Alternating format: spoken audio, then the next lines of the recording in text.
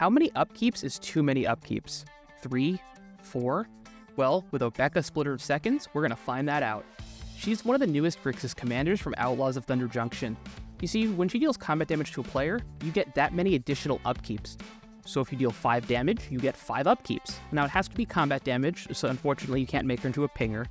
However, this effect is still really strong. Now building the deck might seem pretty straightforward. Just throw a bunch of upkeep cards in there. But you need to make sure you can actually connect with her.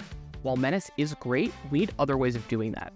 Now not enough upkeep stuff, she becomes like a bad Voltron commander, but with too much upkeep stuff, then we just don't have enough ways to get in with her, and the cards are just fine. So walking that tightrope is really fun for payoffs and enablers. So let's see how many upkeeps we can get. Also, give this video a like if you want more deck techs, and make sure you're subscribed. A lot of my viewers aren't, and it's an easy way to help out the channel. Let's kick things off with card advantage triggers of the deck. These are going to be powerful even without additional upkeeps, but they can be incredibly strong if we get 2 or 3.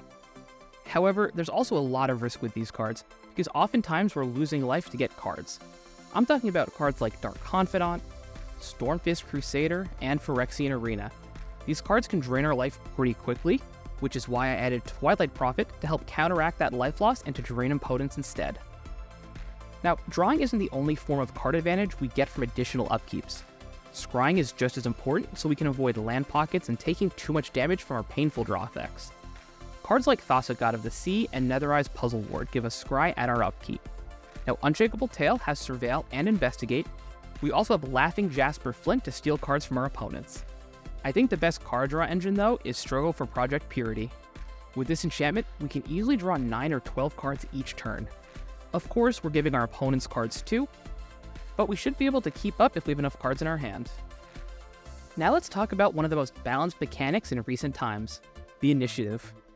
Additional upkeep means we can turbo through the Undercity with ease, and then once we complete a dungeon one time, our dungeon creatures, Caves of Chaos Adventurer, Ravenloft Adventurer, and Tomb of Horrors Adventurer become that much more powerful.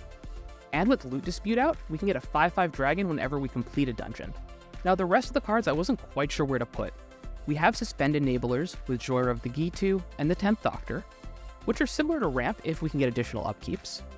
Generous Plunderer is actual Ramp, but we give treasures to our opponents too. And then As Foretold lets us cheat on big spells as we get more counters. Finally, we have Court of Ire and Palace Siege to act as win conditions, draining and burning our opponents out of the game. Now of course, before we get any benefit from all these upkeeps, we need to actually hit our opponents with Obeka. As I mentioned, she already has Menace, which helps a ton, but we can do better. My favorite equipment here is Vorak Battle Horns. This card essentially gives her unblockable. That, along with Trailblazer's Boots and Psychic Papers, give us 3 cheap pieces of equipment that help us get in. Notably, I avoided cards like Whispersilk Cloak and Lightning Greaves. Shroud is powerful, but it can kind of be a nombo with some of the other cards we're going to go over here. Now there are also a number of cheap non-equipment artifacts we can include to make her unblockable. We have Manifold Key, Key to the City, and Sonic Screwdriver.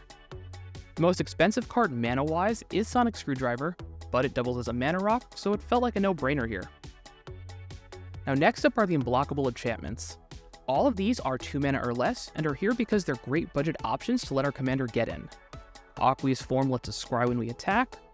Break Through the Line isn't an aura, but it lets us pay a single red to make Obeka unblockable, as long as her power is 2 or less, or any other creature for that matter.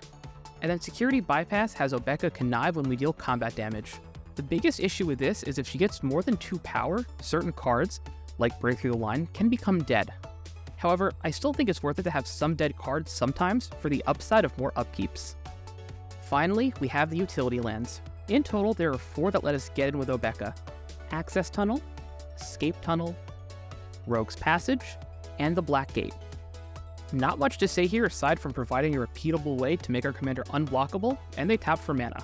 Now before we get into the upgrade section, I wanted to briefly touch on some cards I've decided to exclude from my list that you might see on EDH Rec. Most notably Ring of Evos Isle, Ring of Xanthrid, and Ring of Valkis. While these rings are powerful, I felt they were a little bit too slow for my liking. If I had to include one, it would be Ring of Valkis, thanks to the haste it provides. But otherwise, I would generally avoid these cards. I feel like they're just kind of win more. The other exclusions were high mana value creatures. This commander can lead to decks with pretty high curves, and I don't think we really need 7-mana creatures. For example, I excluded Shouldered Whispering One, Sphinx of the Second Sun, and Skyline Despot. Now these cards are good, and if you have them laying around, feel free to include them. I just think they're too expensive to really get great value from here. Now of course I could be wrong, because we do have Joyra and the 10th Doctor to help cheat on their mana costs. So if you've played this deck or played against one, let me know how it went in the comment section below, and let me know what key cards you think I missed in my list. Alright, now let's get into the upgrades. Now the biggest upgrades I would suggest making would be adding the courts. Court of Embereth, Court of Vantress, Court of Lochthwain, Court of Cunning, and Court of Ambition. They provide incredible value, even if you aren't the Monarch, but they were a little bit too expensive for this budget list. And with that, thanks for watching.